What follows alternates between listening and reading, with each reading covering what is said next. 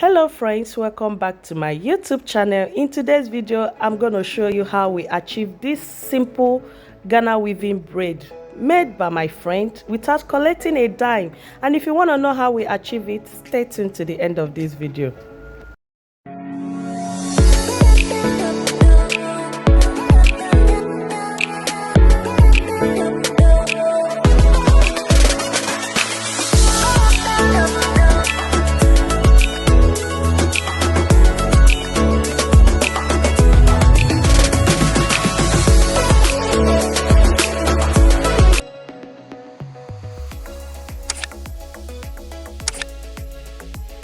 So guys, this is the attachment I'm going to use for this simple hairstyle braid.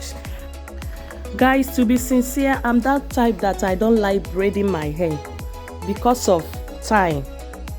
I don't like sitting down one place just to make hair, as in sit down for hours just to make one hair. I find it so difficult. That's just the truth, guys. Like seriously. So without wasting much of your time, if today is your first time watching my video, you are highly welcome.